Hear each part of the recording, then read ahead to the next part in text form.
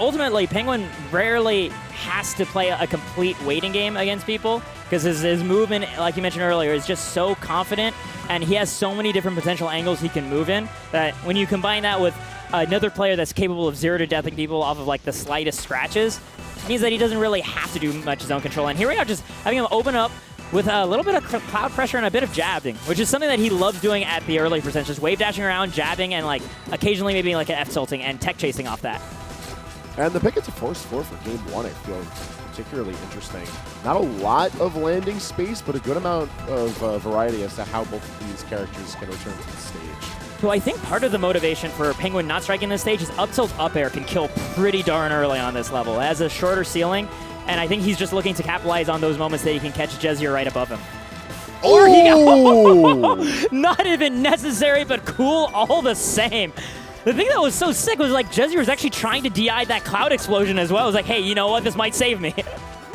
And the wildest part is that cloud was only there because of an earlier edge guard. Like, there's just the layers of play that we get to see out of Penguin. A lot of it is like, it's not necessarily like everything was planned out. It's really keen improvisation as well of like, wait a minute, my cloud is here and happening to be detonating. I can trap in this way. That right there is another staple of Penguin especially, is when he's on his way back to the stage, he always double jumps and does the side special to plant the cloud, creating cover for himself so he can then land on stage. It's similar to how Jokers use their side B in Smash Ultimate. Like, the positioning aspect is super important, but like, you want to be able to cover that option. And this is just so cool from Penguin, the way that he utilizes the cloud, but amazing DI from Jesier.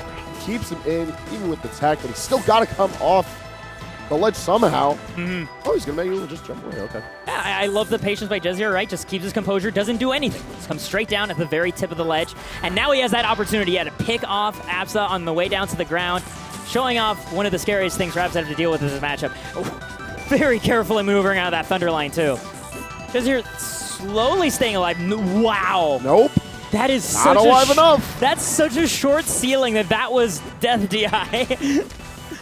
Like, the DI wasn't even particularly bad. It was just, it seemed like a little off, but this is just a punishing stage for it. And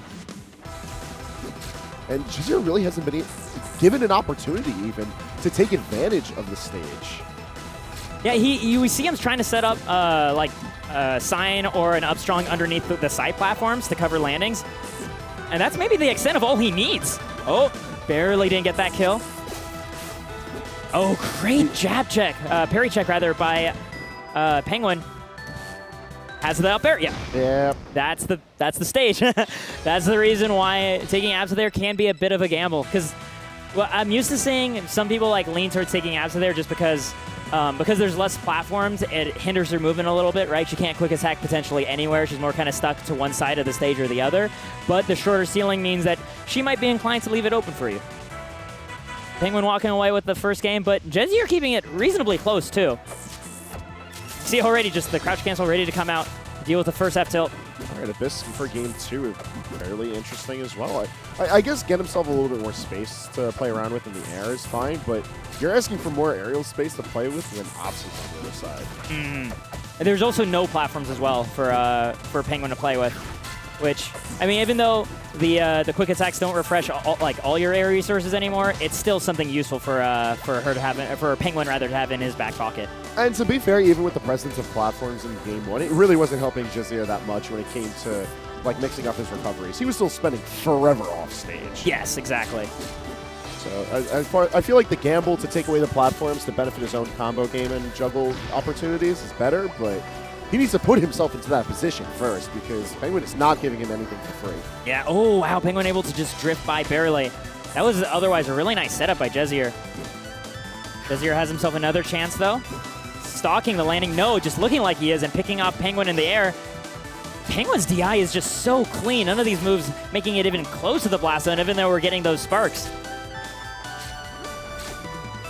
Jesier remaining patient. He doesn't want to try and fish too far ahead, otherwise he's going to take a lot of damage on this second stock. He really can't afford to do that. You saw that specific wait by Jesier too, right? After the quick attack, he waited for that to jump up and try to get in Penguin's way, but Penguin had that cloud set up to watch his back. Like, I love the patience and the response from Jesier, but I feel like he's not getting enough off of when he actually makes contact with Penguin. He's not converting these into stocks. He's just getting glancing percent. There we go. Back air intercepting the retreating quick attack. And like Absa's not a character that you normally would see live up to nearly 180%. Like it's a good mark on the Absa player, but like it's very worrying because that's so much momentum that the Absa could take. That was such a good trap by Penguin, right? He put that cloud there because he knew that meant that Jesier would not try to recover to that ledge and would try to recover high. So he just went straight for the up tilt to catch that instead. That's crazy. The level of foresight that this man shows every time that he plays is so impressive. And the fact that Absa's kit allows him to like cover so much of a wide amount of chase. Doesn't quite get the kill right afterwards, but exactly to your point, right? Being able to change from a very slow kind of patient stalling game in the air to immediately I'm in your face, suffocating your tech rolls and killing you for it. It's terrifying to deal with. What? It was a really weird interaction. But we find a third. Okay. So I got hit by that Thunderline. I'm pretty sure you got hit by it too. My mind was all on what's Penguin looking for next after this reset, and it turns out no, I'm actually just going to kill you with that thing I set up like 20 seconds ago on the other side of the stage. I hope you remember it.